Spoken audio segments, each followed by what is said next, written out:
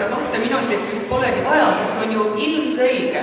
Esiteks ma muidugi loodan, et see küsimus on natukene huumorivõtmes, aga teiseks loomulikult on selge, et kultuuri rahastamine peab olema osa riigikaitsekuludest ning see tingib osakaalu tõstmist suuremaks kui 2% SKT-st. Esiteks ta on juba praegu suurem, aga tõstame veel kõrgemale, sest kui te nüüd mõtlete, mis on Eesti riigi peamine ülesanne juba põhiseaduse preambulas kirjas, et peab tagama kultuuri ja rahvuse säilimise ja nagu me enne ilusasti Ivan Sergejevgi tegi meile selgeks, et tegelikult kultuur on kõik see, mis on inimese loodud ja mida me peame nüüd siis kaitsma. Ja kui me toome siia juurde selle näite, kui me läheme juba konkreetsemaks riigikaitsest, siis laulupidu. Te ju kujutate ette, milline jõud, milline patriotist tunne voogab terves selles lauluväljaku täies inimestes, kui selle jõu saaks kuidagi purki panna ja kasutada vajalikul eesmärgil, vajalikul momendil, siis loomulikult peab see tulema ka riigikaitse rahastusest. Ja kolmandaks, kui me nüüd mõtleme, et Kultuuriministeeriumi all on sport, siis tegelikult peaks see ju ilmselgelt olemagi Kaitseministeeriumi valdkond. Nii et aitäh minu seisukohalt. Aitäh! Kas tekkis küsimusi? Jah, et millal võiks tekkida see hetk, kui meil tegelikult ei olegi enam vaja seda riigikaitset, mida me täna riigikaitse peame nagu Kaitsevägi ja kõik need tema struktuuriüksused, et me arendame seda mõtet edasi, et ongi võimalik kultuuriga ja teadmistega ja inimeseks olemisega tegelikult siin maailmas suurepäraselt hästi hakkama saada, siis mida see saab see hetk, et meil tegelikult ei olegi vaja enam armeesid? No, ma usun, et see aeg ei ole kaugel, tegelikult see sõltub neist kõigist, kes me siin praegu hetkel koos oleme, nii et homsest päevast. Te leiate, et kultuur peaks olema osa riigikaitsest? Mitte kultuur ei pea olema osa, vaid kultuur on osa sellest. Kuidas kommenteerite, kui meie liitlased samamoodi mõtleks ja need, kes praegu on saatnud siia sõdureid, saadaks hoopis kloune?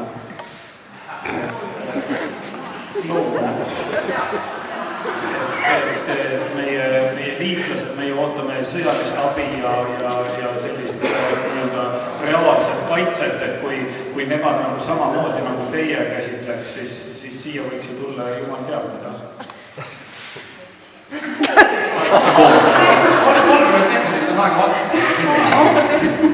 See tekitas minust suurt hämmingut, sest ma ei saa aru, miks nad peaksid seda tegema. Las saadavad laulukoori, me saadame laulukoori vastu.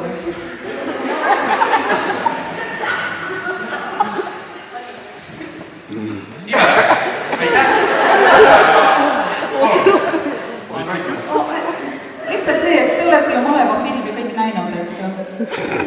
Laulame ju laulu ja.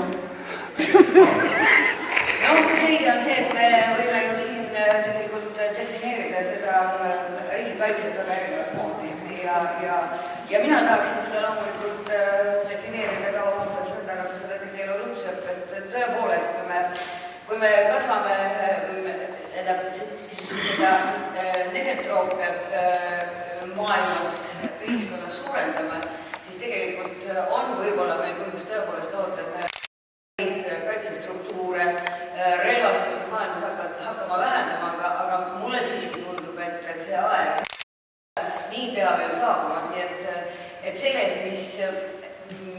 mis kasvab, mis tegelikult meid teeb tugevamaks, selle eest tuleb üha rohkem seista ja seda ka rahastada. Kui küsida, et kas me võiksime sõnastada ümber riigi nõnda, et see sisaldab palju rohkem peale kaitsejõudude ja peastaabi ja Kaitseministeeriumi ülalpidamist, siis mina muidugi näeksin seda väga hea meelega. Ma lisaksin siia juurde neid sellepärast, et me teame, et väga paljud teadused on hakanud kahjuks või õnneks arenema just tänu sellele, et neid on vaja läinud sõjapidamiseks.